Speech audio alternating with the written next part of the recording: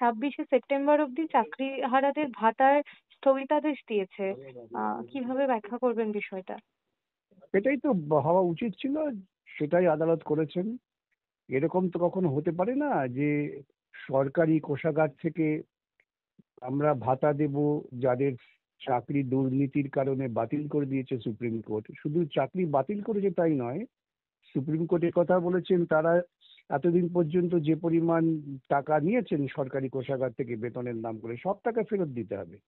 রাজ্য সরকার সরাসরি দুর্নীতির সঙ্গে যুক্ত, এবং সেই দুর্নীতি যারা শিকার তাদের আড়াল করবার জন্য আবার রাজ্য কোষাগার থেকে তাদের ভাতা দেওয়া হবে, এটা তো সবচেয়ে বড় অনৈতিক এবং অসাংবিধানিক। আদালত সে কারণেই আমাদের শোনার পর স্থগিতাদেশ দিয়েছেন এবং ঠিক সঠিক কারণেই দিয়েছেন।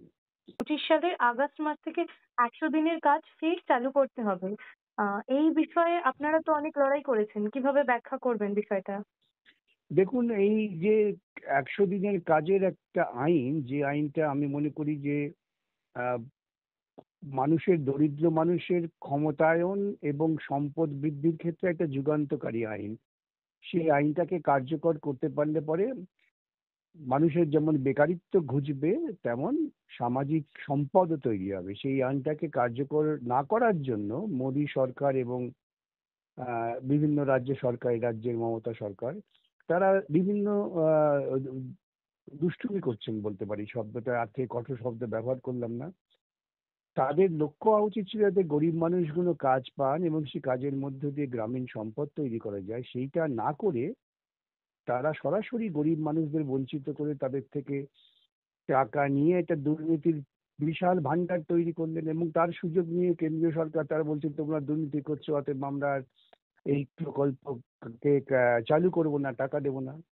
দুই সরকারের নিজস্ব আহ, কুদৃষ্টিভঙ্গির ফলে সাধারণ দরিদ্র মানুষ যাদের জন্য আইনটা করা হয়েছিল তারা বঞ্চিত হচ্ছিলেন। সেজন্যই আমরা আদালতে, ক্ষেত মজুর ইউনিয়নের তরফ থেকে আদালতে মামলা করা হয়, এবং দীর্ঘ 3 বছর ধরে টালবাহানার পর আদালত স্পষ্ট নির্দেশ দিয়েছেন যে অবিলম্বে কাজ শুরু করতে হবে, স্কিম তৈরি করতে হবে, যারা কাজ করতে চান তাদের কাজ দিতে হবে, আইনটাকে কার্যকর করতে হবে।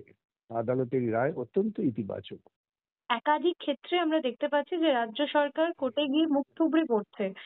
কি বলবেন?